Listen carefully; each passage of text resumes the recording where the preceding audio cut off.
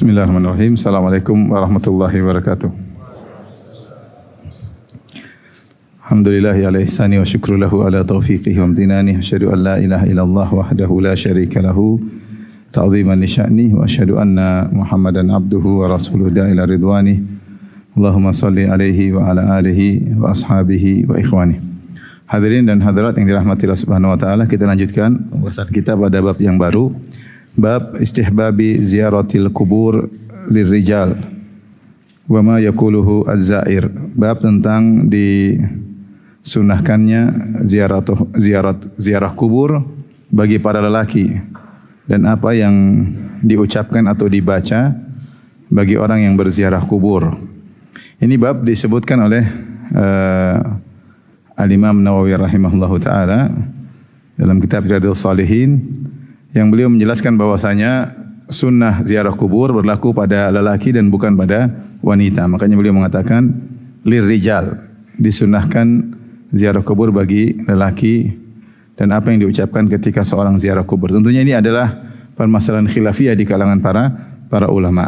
Sebagian ulama, di antaranya ulama Hanafiyah, mengatakan bahwasanya ziarah kubur disunahkan bagi lelaki dan wanita. Mereka berdalil dengan hadis yang akan kita baca, kuntu nahaitukum an ziyaratil kubur fal ana fazuruha. Dulu aku pernah melarang kalian untuk ziarah kubur, dan larangan itu berlaku bagi laki-laki dan perempuan. Aku pernah melarang kalian wahai lelaki maupun wanita untuk ziarah kubur. Fal ana fazuruha, sekarang silakan ziarahlah. Maka dipahami bahwasanya kalau begitu larangan dihapus, maka perintah untuk ziarah kubur berlaku bagi laki-laki dan juga wanita.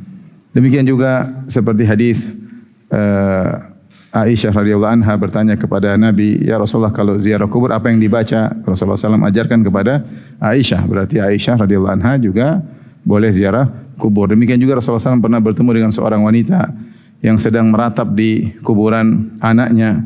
Maka Rasulullah SAW berkata, "Ya hadhihi aqsiri wasbiri." Wahai fulanah, bersabarlah. Ya. Kemudian wanita tersebut mengatakan, ilaika anni, pergilah engkau, innaka lam tusab bi musibati, kau tidak merasakan musibah yang menimpaku. Tapi intinya Rasulullah SAW melihat dia di mana? Ziarah di kuburan, dan Rasulullah tidak menegur dari sisi ziarahnya. Sehingga ada dalil-dalil yang umum seakan-akan menunjukkan bahwasanya ziarah kubur sunnah bagi laki-laki dan wanita. Sisi yang lain, bahwasanya mengingat kematian, tujuan ziarah kubur, Rasulullah SAW bersabda, li'annaha tudzakirukumul akhirah. Karena ziarah kubur membuat kalian ingat akan akhirat. Yang butuh ingat akan akhirat bukan cuma laki-laki, bahkan perempuan lebih butuh. Karena banyak hal yang menggodanya, membuat dia lalai. Maka sebagaimana lelaki butuh ingat akhirat, perempuan juga butuh ingat akhirat. Oleh karenanya sebenarnya memandang bahwasanya ziarah kubur adalah sunnah bagi laki-laki dan perempuan. Sebagian memandang bahwasanya sunnah hanyalah bagi lelaki. Ini pendapat yang berikutnya, sunnah hanyalah bagi lelaki. Adapun wanita hukumnya makruh. Kenapa makruh? Karena datang dalam riwayat-riwayat lain yang menunjukkan akan kemakruhannya. Seperti perkataan Ummu Atiyah radhiyallahu anha, "Inna nuhina an tiba'il janaiz wa lam yu'zab alaina." Kata Ummu Atiyah, kami dilarang untuk mengantar jenazah ke kuburan. Kami dilarang untuk para wanita, dilarang untuk mengikuti jenazah ke kuburan. Walam yu'zam alaina, namun tidak diharuskan. Artinya silakan tapi tidak disukai. Makanya kami dilarang, tapi larangannya bukan larangan yang sampai haram, tapi makruh. Makanya Ibnu Atiyah berkata, "Inna nuhina an ittiba'il janaiz walam yu'zam alaina." Kami dilarang untuk mengantar jenazah ke kuburan, akan tapi tidak ditekankan. Artinya larangan tersebut tidak sampai derajat haram, tapi derajat apa? Makruh. Demikian juga datang dalam hadis, la'anallahu zawwaratil kubur. Allah melaknat para wanita yang suka ziarah kubur. Dalam sebagian riwayat, la'anallahu zairatil kubur. Allah melaknat para wanita yang menziarahi kuburan. Maka di hadis seperti ini mengisyaratkan bahwasanya tidak disunahkan bagi wanita untuk ziarah kubur. Adapun sebabnya kenapa? Maka ada dua sebab. Sebab pertama bahwasanya wanita disunahkan untuk di rumah, tidak sering keluar rumah, dan khawatir kalau ke rumah akan menimbulkan fitnah, sehingga tidak tidak mendesak bagi mereka untuk keluar rumah, sehingga sebenarnya mengatakan yang boleh ziarah kubur hanyalah wanita yang tua, adapun yang muda maka tidak boleh ziarah kubur karena menimbulkan fitnah. Rasulullah SAW bersabda, innal mar'ata auratun fa idza kharajat istasrafa syaitan. Sungguhnya wanita adalah aurat, jika keluar maka diintai oleh syaitan untuk dijadikan bahan untuk digoda dan dijadikan bahan untuk menggoda para lelaki. Sebenarnya memandang wanita makruh secara mutlak, baik sudah tua maupun masih muda. Kenapa? Karena wanita hatinya lemah. Rasulullah SAW bersabda, rifqan bil qawarir. Lemah lembutlah kepada wanita itu kaca-kaca yang mudah pecah.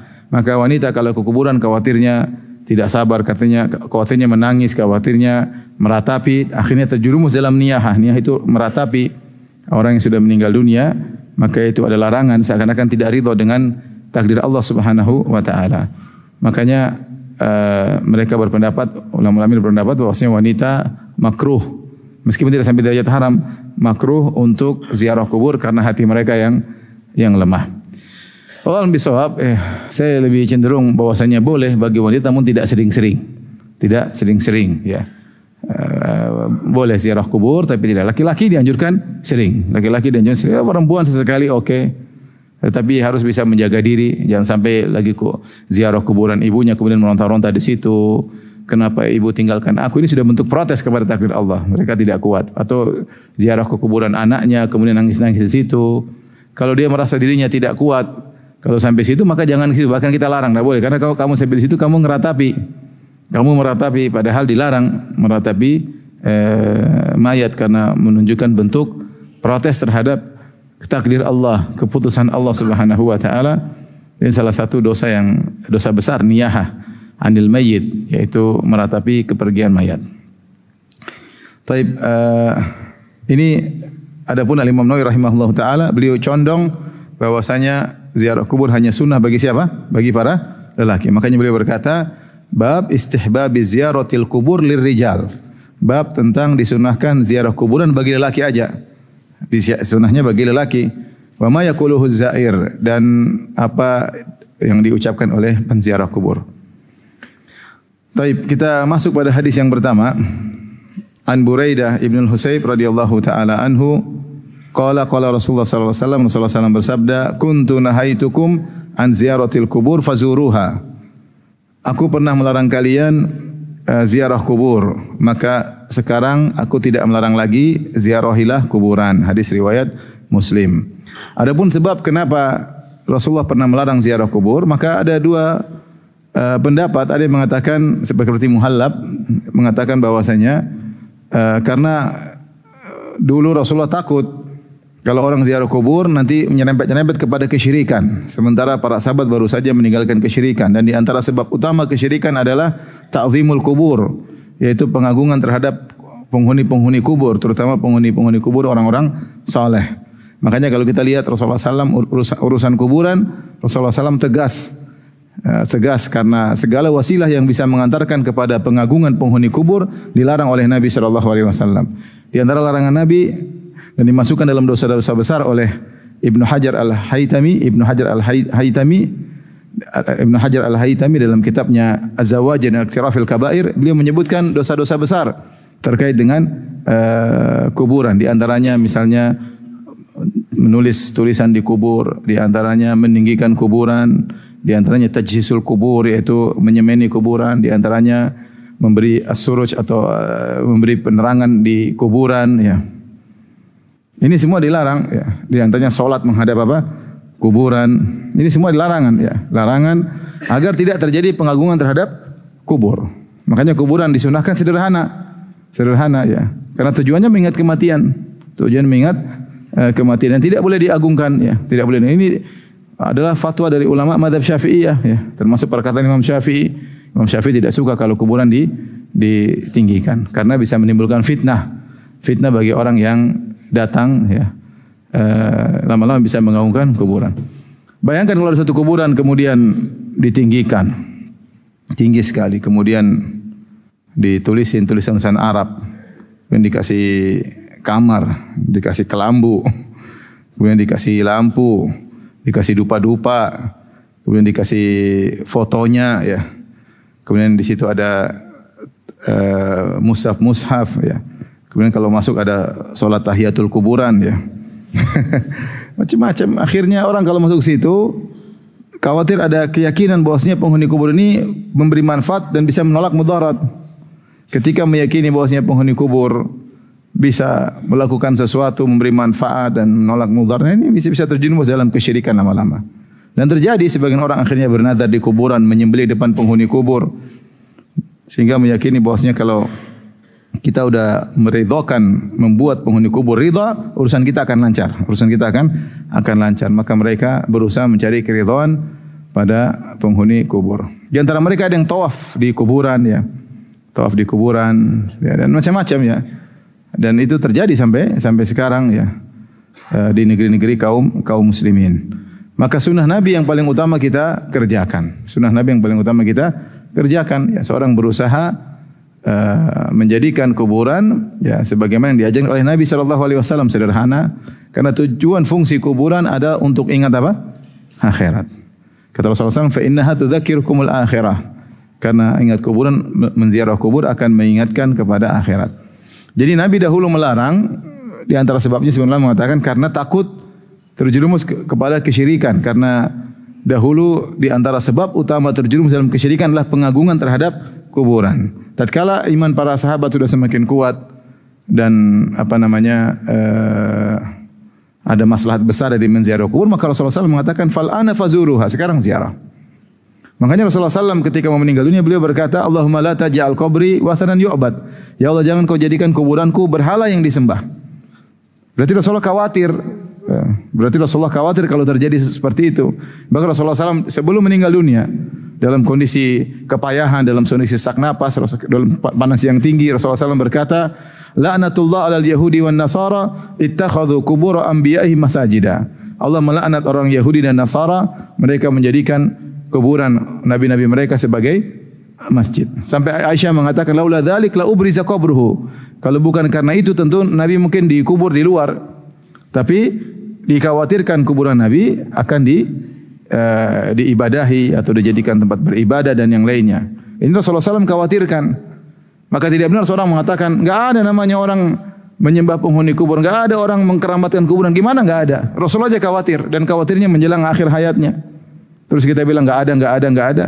Ini pernah terjadi pada umat-umat sebelumnya. Umat Yahudi Nasara pernah melakukan demikian, dan Rasulullah ingatkan, laknat Allah kepada orang-orang yang menjadikan kuburan nabi-nabi mereka sebagai masjid. Ibadah di situ, semangat di situ, bahkan lebih khusyuk salat di kuburan daripada salat di masjid. Lebih menangis ketika berdoa di kuburan daripada di masjid. Lebih ramai di kuburan daripada di masjid. Jadilah adrihah, bangunan-bangunan tinggi di kuburan-kuburan menyaingi masjid-masjid Allah Subhanahu wa taala. Sampai ada kawan dia punya masjid bikin besar, kurang ramai. Ada yang kasih ide kalau masjid mau ramai kasih kuburan di situ supaya ramai. Karena orang tujuannya bukan mencari Allah tapi mencari apa? Penghuni kubur tersebut. Jadilah kuburan-kuburan saingan bagi masjid-masjid Allah Subhanahu wa taala. Ini tidak pernah diajarkan oleh Nabi dan para sahabatnya, ya. Dulu Nabi SAW meninggal, kuburannya karena dikubur di rumah Aisyah. Tidak ada orang-orang kemudian datang-datang minta ke kuburan Nabi. Tidak ada datang-datang kemudian istighosah kepada Nabi. Di zaman sahabat tidak ada. Tidak ada. Berbagai macam permasalahan terjadi di zaman para sahabat. Musim kemarau lah, musim peperangan lah. Mereka tidak ada yang datang kemudian ke kuburan Nabi minta tolong kepada Nabi SAW. Mereka menziarahi sebagaimana ziarah kuburan-kuburan untuk mengingat apa? Akhirat ya. Untuk mengingat akhirat. Jadi ziarah kubur pernah diharamkan oleh Nabi SAW. Ini sebab pertama. Sebab kedua, datang dalam riwayat wala taqulu hujran, yaitu dalam riwayat Nabi mengatakan kuntu nahaitukum an ziyaratil kubur, aku pernah melarang kalian ziarah kubur, fal ana fazuruha, sekarang ziarahilah, fa innaha turiqul qulub, karena ziarah kubur bisa melembutkan hati, wa tudmil uyun, dan bisa membuat mata menangis, wa tudzakkirukumul akhirah, dan bisa mengingatkan akhirat, wala taqulu hujran, dan janganlah kalian mengucapkan kata-kata yang buruk ya ketika ziarah kubur, kata-kata yang tidak pantas sebagaimana dilakukan oleh nenek moyang kalian. Kata-kata yang terlarang, entah niyaha, entah mencaci maki, entah meminta dan yang lainnya ya. Jadi ada sebab selain wasilah untuk syirik, juga mungkin dilarang karena khawatir meratapi ya, atau mengucapkan kata-kata yang buruk terkait dengan penghuni kubur. Baik, kita lanjutkan hadis berikutnya. Ini hadis ini kita tahu bahwasanya fungsi dari ziarah kubur adalah untuk tadi turiqul qulub, melembutkan apa? Hati, tudmi'ul uyun, untuk membuat mata ini bisa menangis ya. Dan untuk mengingat akhirat, Maka dianjurkan orang yang secara umum untuk sering ziarah kubur, karena dunia ini sering buat kita lalai ya, Makanya Utsman bin Affan kalau pergi ke kuburan beliau menangis ya.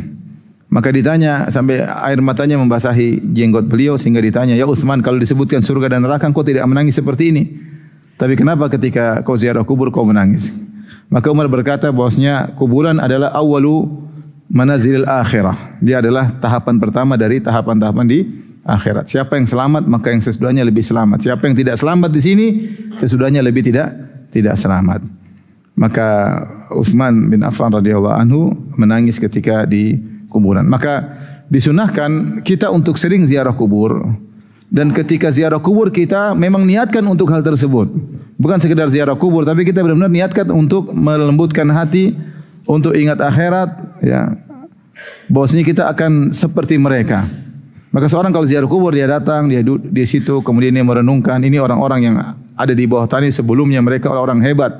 Ada di antara mereka mungkin jenderal, ada di antara mereka pejabat, ada di antara mereka orang sangat kaya raya, ada di antara mereka punya sekian banyak usaha, ada di antara mereka yang berbagai macam manusia. Sekarang mereka semua di bawah tanah. Dan kita hanyalah salah satu dari model-model mereka, dan kita akan seperti mereka.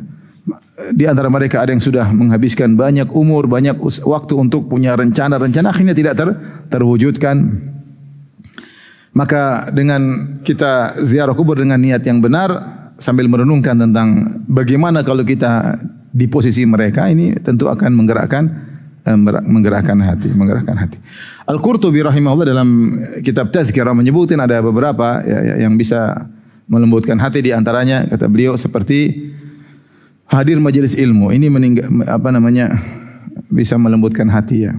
Yang kedua, sering ingat kematian ya. Rasulullah SAW mengatakan aktsiru min hadhimil ladzat, seringlah ingat kematian, yaitu yang menghancurkan segala kelezatan. Kalau sudah datang kematian, segala kelezatan, segala kemewahan akan sirna ya. Kemudian di antaranya menghadiri orang yang ihtidhar. Kalau kita ada orang sakaratul maut, kita lihat itu bagus agar melembutkan hati kita.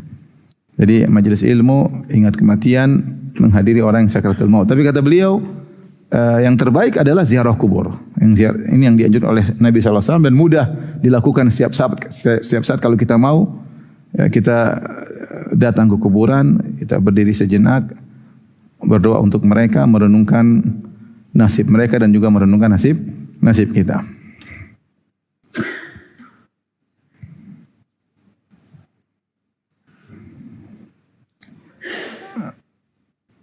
Taib, hadis berikutnya An Aisyah radhiyallahu taala anha qalat, dari Aisyah radhiyallahu anha beliau berkata, Kana Rasulullah sallam kullama kana lailatuha min Rasulillah sallallahu alaihi wasallam yakhruju min akhiril lail ila al-baqi. Adalah Nabi sallallahu alaihi wasallam setiap jatah nginap di rumah Aisyah, beliau selalu keluar di akhir malam. Di akhir malam, mungkin sepertiga malam terakhir.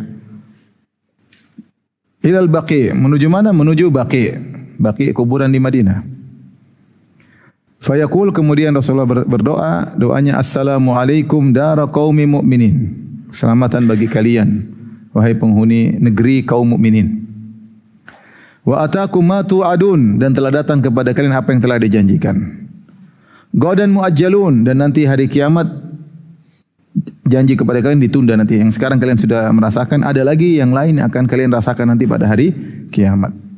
Wa inna insyaallahu bikum lahiqun, dan kita insyaallah akan nyusul kalian. Allah maghfir li ahli Baqi'il Gharqad. Ya Allah, berilah ampunan kepada para penghuni kuburan Baqi' al-Gharqad. Hadis riwayat Muslim. Tapi pada sini banyak faedah. Yang pertama, Aisyah menjelaskan kullama kana, setiap kali. Ini kullama menunjukkan setiap kali. Bahasa Arab artinya setiap kali. Setiap kali kana lailatuha min Rasulillah yakhruju min akhiril lail. Rasulullah SAW setiap kali nginap di rumah Aisyah, pasti di penghujung malam beliau pergi ke kuburan untuk ziarah kubur. Para ulama menjelaskan bahwasanya di akhir ini adalah di akhir hayat Nabi sallallahu alaihi wasallam. Di awal kehidupan Nabi tidak demikian, tapi di akhir hayat Nabi sering ziarah kubur. Karena dalam hadis yang lain Aisyah radhiyallahu anha pernah mengejar Nabi, dia curiga Nabi mau kemana, karena Nabi SAW dalam hadis yang masyhur Rasulullah masuk tidur, kemudian Aisyah tidur, sejenak Aisyah tidur, berarti pura-pura tidur. Maka Rasulullah SAW ternyata bangun, siapkan, buka pintu pelan-pelan, tutup pintu, kemudian keluar. Aisyah cemburu, pikir ke istri yang lain. Maka dia pun kejar siapa? Nabi. Ternyata Nabi SAW pergi ke kuburan Baqi, bukan ke istri yang lain. Ke kuburan Baqi, ya. Cemburu. Maka Rasulullah berkata, sungguhnya Jibril datang kepadaku dan mengatakan, innallaha ya'muruka an tastaghfir li ahli Baqil Gharqad atau kama qala. Sungguhnya Allah memerintahkan engkau untuk mohon ampunan bagi penghuni kuburan Baqi. Itu awal Nabi mulai ziarah malam, ya. Aisyah kaget, Aisyah tidak tahu sebelumnya. Setelah itu sudah kebiasaan Nabi. Dan itu terjadi di akhir hayat beliau. Setiap kali jatah nginap di rumah Aisyah, beliau kemana? Ke kuburan. Kalau istri beliau 9, berarti paling tidak dalam 9 hari beliau pergi kemana? Ke Baqi. Apa yang terjadi pada istri yang lainnya kita tidak tahu. Ya, artinya kalau Aisyah, dia jatah nginapnya dalam 9 hari 2 kali. Kenapa bisa 2 kali? Istri Nabi ada berapa? Ada 9. Ada 9. Ketika Rasulullah SAW meninggal, istrinya ada 9. Istri Nabi ada 11. Tapi 2 sudah meninggal. Yang meninggal diantaranya Khadijah radhiyallahu anha sama Zainab bintu Khuzaimah. Sisanya ada 9. Dan 9 tersebut Rasulullah gilir hari per hari. Namun Aisyah dapat 2 hari. Kenapa? Karena Saudah bintu Zam'ah menghadiahkan harinya kepada siapa? Aisyah. Luar biasanya menghadiahkan hari kepada madunya, ya. Sehingga Aisyah dapat jatah 2 hari dalam 9 hari. Nah, setiap kali Nabi nginap rumah Aisyah, Rasulullah SAW di akhir hayatnya selalu ke kuburan. Selalu ke kuburan. Ini dalil bahwasanya ini terkait dengan masalah ta'addud, ya. Bahwasanya lelaki kalau dia punya istri lebih dari 1, dia kalau ada dia kalau siang hari dia boleh kemana-mana, boleh ke istri yang lainnya kalau ada keperluan. Tapi bukan untuk berhubungan, tidak. Kalau ada keperluan, misalnya ada anaknya harus dilihat, ada urusan ekonomi, ya, enggak ada masalah. Tapi bukan untuk bercinta, ya. Enggak boleh, karena dia lagi dijatah istri yang lain. Paham? Enggak paham, ya. Enggak usah paham juga enggak apa-apa, ya. Ini sekedar pemberitahuan aja, wawasan. Dalam riwayat Rasulullah SAW setiap asar beliau datang istri beliau satu-satu. Beliau kemudian tapi semua beliau datangi, ya. Datangi tambah 9-nya beliau datangi, kemudian beliau mencumbui tanpa berhubungan, ya. Kalau seperti itu semua tidak ada masalah. Tapi kalau cuma datang kemudian bercinta padahal bukan jatah istrinya yang lain, maka ini tidak boleh. Kalau ada keperluan tidak ada masalah. Siang bebas dia mau kemana saja. Jatah malam adalah terkait dengan malam hari. Kalau dia jatah malam, dia harus di malam istri yang jatah nginap tersebut. Kecuali lelaki yang kerjanya di malam hari. Jadi satpam kerjanya malam hari, maka jatah nginap diganti pada siang hari. Paham? Baik. Itu pun kalau malam hari maka tidak boleh sama sekali dia pergi ke istri yang lain, tidak boleh. Kalau dia pergi ke istri yang lain di malam hari, maka dia melanggar peraturan, tidak boleh. Tidak boleh sama sekali. Tapi kalau dia pergi ada keperluan seperti ke kuburan Baqi, dia pergi ada rapat, tidak ada masalah. Yang penting tidak pergi ke istri. Dia hanya boleh pergi ke istri yang lain kalau di siang hari, itu pun kalau ada keperluan. Kalau malam hari tidak boleh sama sekali kecuali darurat. Istrinya mau mati yang satunya atau ada masalah kebakaran, itu lain cerita, ya, lain cerita. Makanya lelaki ketika malam hari dia ingin ada keperluan seperti Nabi pergi kuburan, maka istri tidak boleh melarang, ya. Kecuali kalau dia pergi ke istri yang lain, maka tidak boleh, karena itu bentuk ketidakadilan, ya. Dan kita tahu bahwasanya orang yang berpoligami kemudian tidak adil, maka tubuhnya akan miring. Sallallahu alaihi wasallam bersabda, "Mangkat lahum ra'atani famala ila ihdahuma jaa yaumal qiyamati wa shiqquhuma il." Siapa yang punya istri 2 kemudian condong kepada salah satunya, tidak adil, maka dia akan datang pada hari kiamat badannya apa? Miring. Badannya miring, dan ini adalah menunjukkan perbuatan tersebut adalah dosa besar. Oleh karena sampai sebagian ulama ketika membahas tentang poligami, ini keluar jauh lagi ya. Mereka mengatakan hukum, ini ada khilaf, ada yang sebagian ulama mengatakan hukumnya makruh. Kenapa makruh poligami? Karena mengantarkan seorang kepada ketidakadilan. Kalau tidak adil dia terancam dengan neraka jahanam. Ya, terancam dengan neraka jahanam. Oleh karenanya ikhwan, kalau yang mau melakukan praktek maka harus berusaha untuk adil. Jika tidak adil, mending tidak usah. Itu kesimpulannya ya. Baik. Kita lanjutkan. Maka Nabi SAW di malam hari beliau pergi ke kuburan, tidak mengapa ya, tidak ada keperluan. Dan ternyata Rasulullah SAW melakukan setiap kali di rumah Aisyah, dan itu di penghujung hidup beliau. Kemudian beliau datang ke kuburan. Ini dalil bahwasanya ziarah kubur kapan saja. Mau pagi hari, mau siang hari, mau subuh hari, malam hari, tengah malam, akhir malam, boleh kapan saja. Karena manusia setiap saat butuh untuk ingat akhirat. Ya, tidak ada dalil khusus waktu tertentu. Adapun mungkin ada dalil yang mengatakan disunahkan ziarah kubur hari Jumat, maka hadisnya dhaif. Sebenarnya mengatakan tidak ada hadisnya yang sahih, enggak ada. Atau ziarah kuburan misalnya Ramadan, enggak ada dalilnya, atau Lebaran enggak ada dalilnya. Tapi seorang boleh ziarah kubur kapan saja sesuai dengan yang mudah bagi dia. Mungkin dia kalau lagi pulang kampung Lebaran ya sekalian ya oke, enggak ada masalah. Bukan karena keutamaan ziarah kubur tatkala Lebaran, enggak ada keutamaannya. Tapi kalau kebetulan lagi pulang kampung, lagi bisa jenguk kuburan orang tua, maka tidak masalah ya. Tapi menyengaja bahwasanya sunnah ziarah kubur tatkala Ramadan enggak ada dalilnya. Sunnah ziarah kubur tatkala Lebaran enggak ada dalilnya. Tapi yang semudah kita kapan saja boleh kita ziarah kubur. Mau pagi, mau siang, mau malam, sepertiga malam yang terakhir kapan saja diperbolehkan. Dan seorang apalagi kalau lihat hatinya mulai cenderung kepada dunia, condong kepada maksiat, kok senang dengan maksiat, pergi kuburan, pergi kuburan. Mungkin dia ingat kematian, dia kurang kuat, datang ke kuburan langsung lihat agar dia benar-benar duduk, ya berdiri di situ merenungkan tentang hari akhir, tentang kuburan, agar dia benar-benar melembutkan hatinya. Karena kita di dunia sekarang ini betapa banyak hal yang buat hati kita menjadi keras, banyak. Terlalu banyak pandangan haram yang kita lihat, terlalu banyak pendengaran haram yang kita lihat, terlalu banyak pembicaraan yang duniawi yang buat kita hati kita menjadi keras. Terlalu banyak tontonan yang buat hati kita menjadi keras. Maka ziarah kubur kapan saja diperbolehkan. Kemudian ketika ziarah kubur di antara doa yang diucapkan assalamualaikum, keselamatan, mendoakan penghuni kubur. Jadi yang benar bahwasanya ziarah kubur itu sunnahnya adalah untuk mendoakan penghuni apa? Kubur. Jadi tujuan manfaat kepada penghuni kubur, manfaat bagi kita. Manfaat bagi penghuni kubur adalah kita mendoakan assalamualaikum al-hadiyar. Dalam ada hadis yang lain, nas'alullaha lana wa lakumul afiyah. Kami mohon keselamatan bagi kami dan bagi kalian. Jadi fungsi ziarah kubur adalah mendoakan mereka karena mereka sudah tidak bisa beramal soleh lagi. Para ulama mengatakan, sebagian Imam Syafi'i rahimahullah dalam kitabnya Al-Um, yalhaqul mayyit salas, bahwasanya mayat sudah meninggal masih bisa disusul dengan 3 manfaat. Di antaranya adalah anak soleh, di antaranya haji dan umrah. Dan di antaranya adalah sedekah, di antaranya doa. Ya, doa dari anak soleh itu yang terbaik atau doa dari siapa saja. Jadi yalhaqul mayyit salah, 3 perkara yang bisa menyusuli mayat. Kenapa? Karena mayat sudah meninggal tidak bisa beramal soleh lagi. Idza mata ibnu Adam inqata anhu amaluh. Jika anak Adam meninggal terputus amalannya kecuali 3. Shadaqatun jariyah, ilmun yuntafa bi, amal waladun shalih yad'u lahu. Sedekah jariyah, ilmu bermanfaat, anak soleh yang mendoakannya. Nah, kalau orang yang hidup ingin beri manfaat kepada orang sudah meninggal dunia, di antaranya dengan 3 kata Imam Syafi'i, yaitu haji dan umrah, sedekah atas nama dia. Ya. Yang ketiga adalah mendoakan.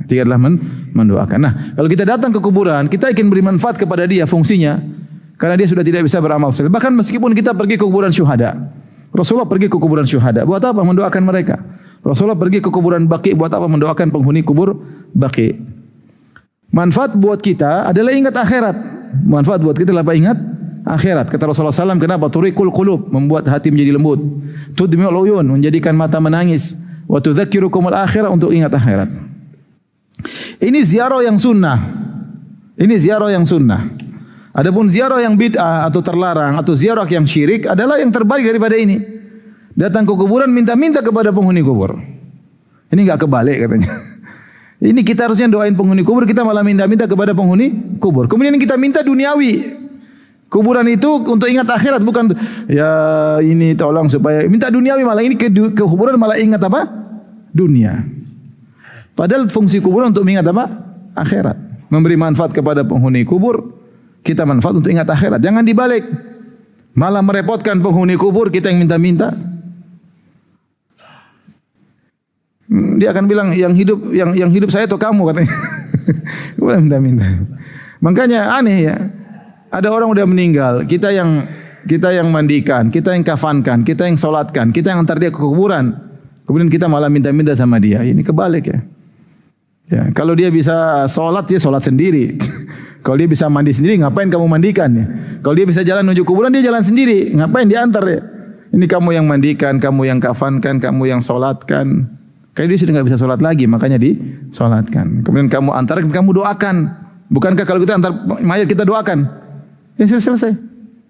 Sampai mengatakan, is'alullah as-sabat, fa innahu lan yus'al. Mohon kepada Allah agar beri kekokohan, dia bisa jawab pertanyaan mungkar dan nakir. Karena dia sekarang ditanya.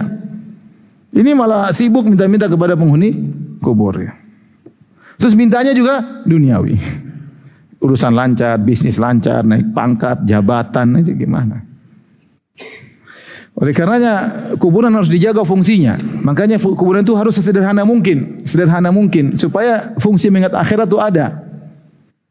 Makanya dalam buku Al-Fiqhul Manhaji ala madhabi al-Imam Syafi'i, ini fikih madhab Syafi'i. Penulisnya 3 orang ulama Syafi'i ya, fikih modern. Mengatakan di antara wakaf yang haram adalah wakaf mubadzir untuk bikin kuburan besar-besar. Dia larang. Yang dia bilang betapa banyak orang-orang, dia ingkari yang terjadi di zaman sekarang. Betapa banyak kuburan dibuat besar-besar, megah-megah, dibuat kubah-kubah. Namun dia mengingkari haram bagi penguasa untuk melakukan demikian. Karena ini namanya buang-buang uang kaum muslimin.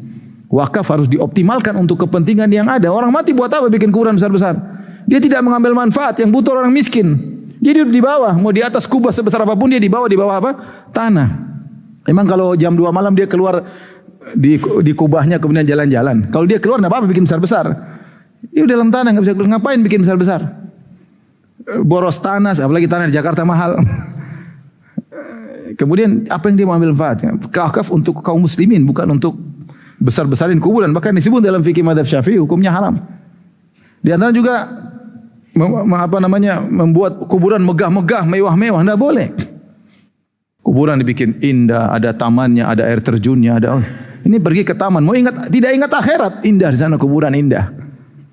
Kalau orang-orang kafir ya orang Nasara mungkin dibuat nyaman supaya indah ya. Tempat peristirahatan terakhir, belum tentu istirahat. Tapi kita fungsinya untuk ingat akhirat. Kalau kuburan orang kaya, kuburannya megah ya sudah, kita mana ingat akhirat. Tapi kalau kuburannya sederhana, lihat itu kaya di hidup kayak begini.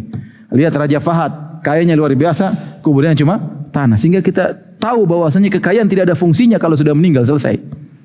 Tapi kalau ternyata kuburan juga megah, ada lampu sorot, ada semua. Kemudian ada fotonya senyum, pegang tongkat, bisa dimintain kayaknya nih. Duitnya masih ada ini. Jadi fungsi kuburan berubah. Ya. Syariat Islam atau ikut syariat perasaan? Ya. Ikut sunnah Nabi dong. Ikut sunnah Nabi SAW. Ada contoh kuburan Baqi bisa lihat. Sesuai dengan sunnah Nabi SAW. Orang-orang hebat dikubur di situ. Orang kaya, para ulama, semuanya di bawah tanah. Semuanya di bawah tanah. Jadi faedah berikutnya, Nabi berkata, Assalamualaikum, itu doa. Doa kepada kalian, dar kaum mukminin. Dar maksudnya negeri kaum mukminin. Karena Rasulullah sedang mengunjungi kuburan Baqi. Dalil bahwasanya alam barzah itu negeri tersendiri. Tempat kehidupan tersendiri.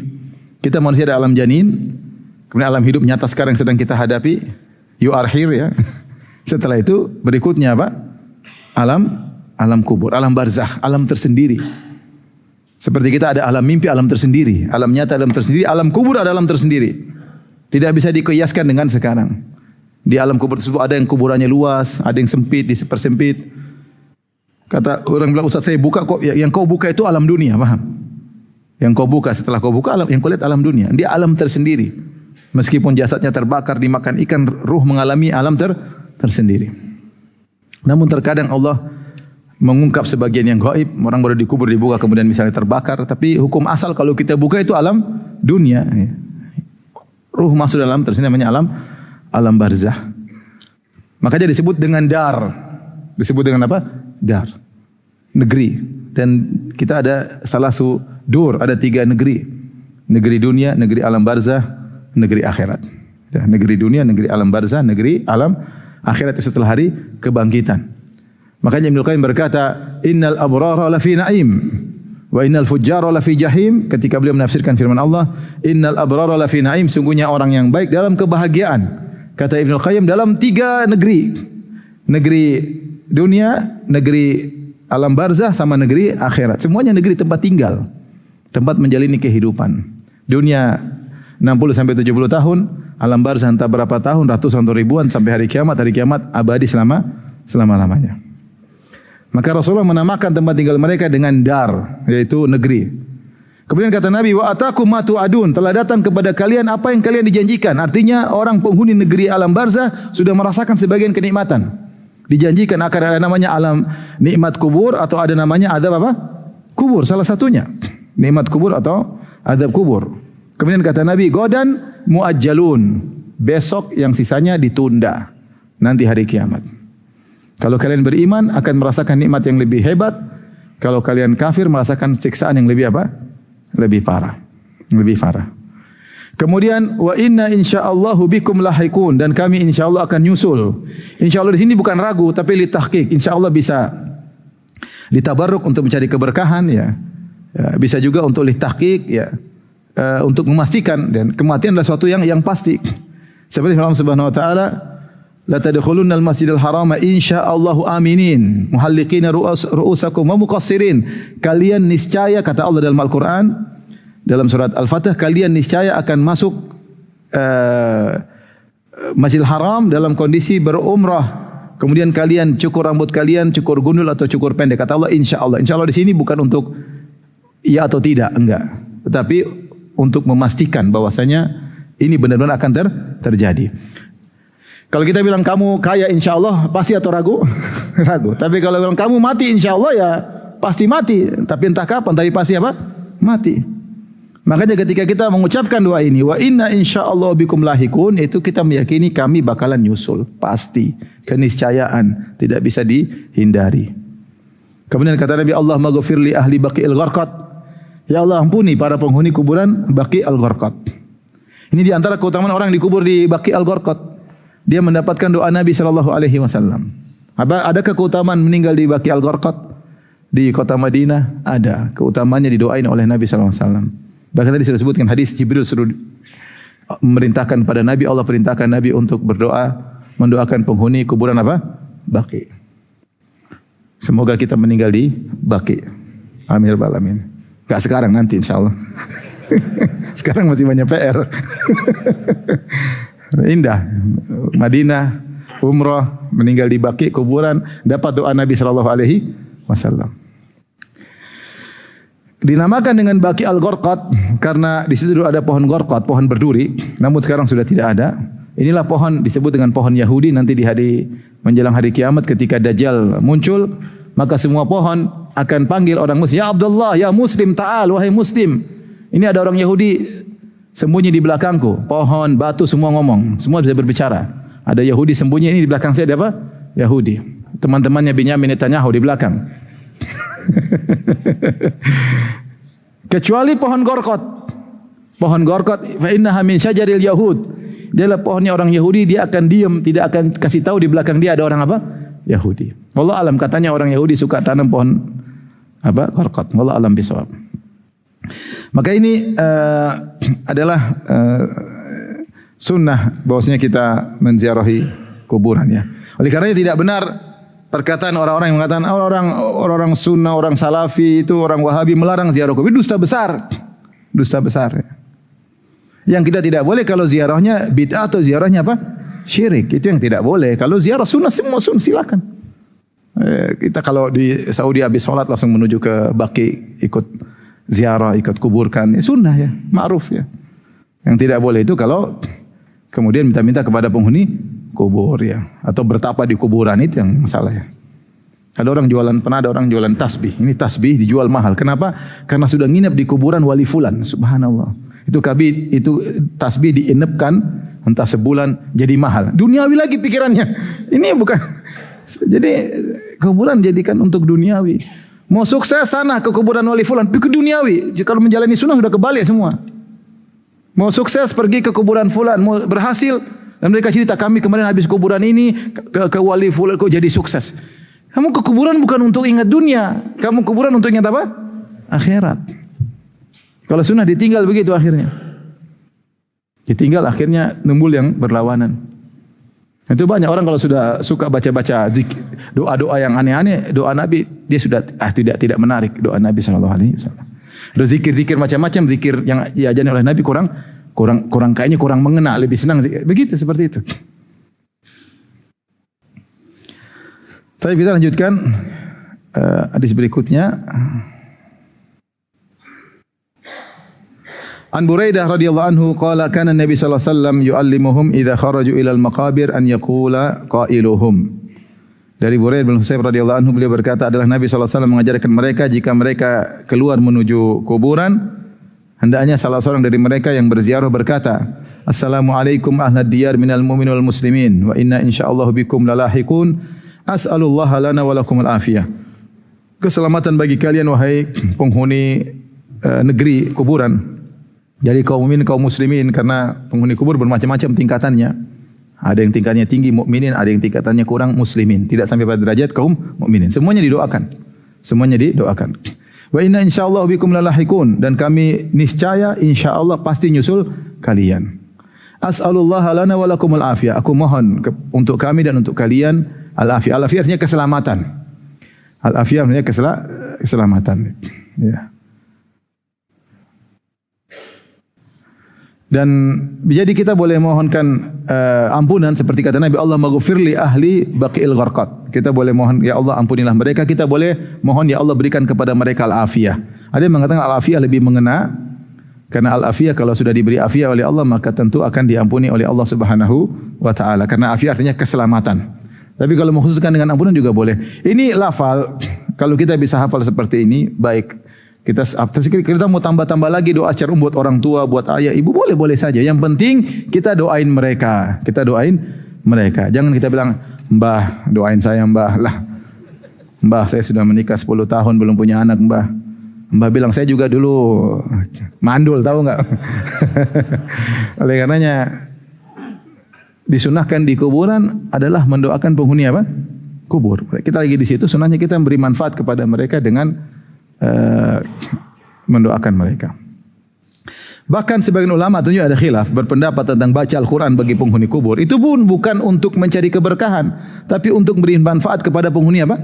Kubur. Mereka punya dalil, tentunya mereka mengkiaskan dengan masalah pohon. Ini masalah panjang, tapi intinya kalaupun ada ulama yang berpendapat bahwasanya baca Quran di kuburan itu bukan berarti baca Quran kita lebih hebat, lebih berkah ya baca di masjid. Tapi maksudnya supaya memberi manfaat kepada penghuni kubur. Namun pendapat yang kurang kuat, yang lebih kuat bahwasanya tidak dianjurkan baca Al-Quran di kuburan karena kuburan bukan tempat ibadah, bukan tempat apa?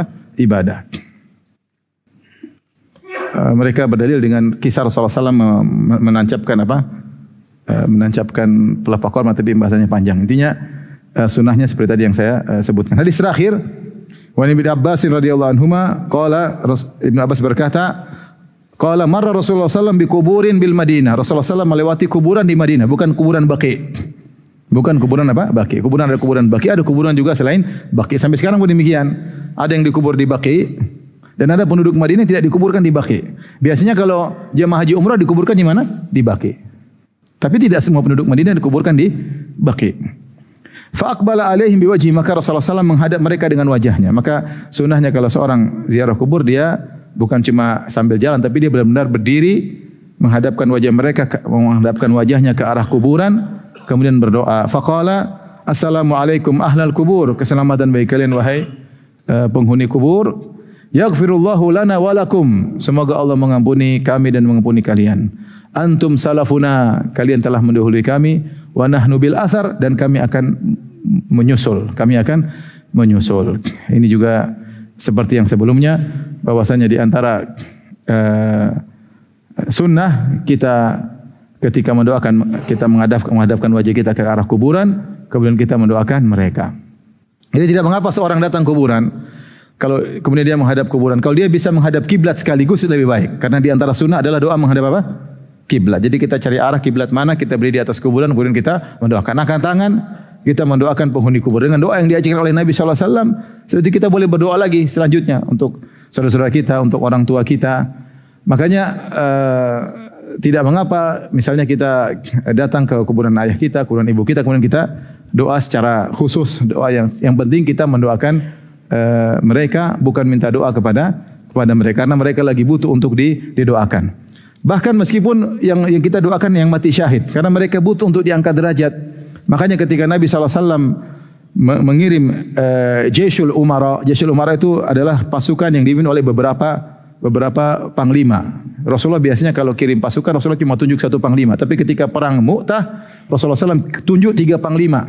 Pertama adalah Ja'far bin Abi Talib. Yang pertama adalah Zaid bin Harithah, kemudian Ja'far bin Abi Talib, kemudian Abdullah bin Rawahah. Taib azan dulu. Jadi ketika Nabi SAW mengutus pasukan perang Mu'tah, pasukan 30.000,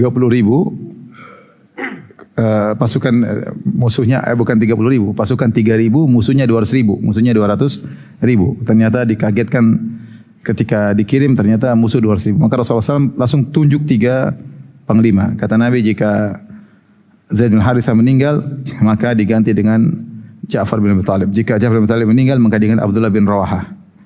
Maka Rasulullah tidak ikut. Rasulullah di Madinah. Kemudian Rasulullah bercerita, "Ustushhida akhukum." Ternyata Zaid bin Harithah meninggal dunia. Ya, syahidan atau mati, telah meninggal. Zaid bin Harithah mati syahid. Istaghfiru li akhikum. Kamu mohon ampunan buat Zaid. Kemudian ketika Ja'far meninggal dunia, Rasulullah mengatakan juga, "Qutila Ja'far syahidan, istaghfiru li akhikum." Ja'far meninggal dunia mati syahid. Rasulullah bilang mati syahid. Mohonlah ampunan buat dia. Jadi meskipun mati syahid, kita mendoakan mereka ya. Bukan minta-minta sama mereka, doakan mereka supaya mereka semakin apa? Tinggi derajatnya. Makanya kalau kita pergi ke kuburan syuhada Uhud, tetap mendoakan mereka. Ya, mendoakan mereka. Jangan kita bilang karena mereka mati syahid, kita minta sama mereka. Ini tidak benar, bukan sunnahnya demikian. Tapi demikian saja yang saya sampaikan. Billahi taufiq. Assalamualaikum warahmatullahi wabarakatuh.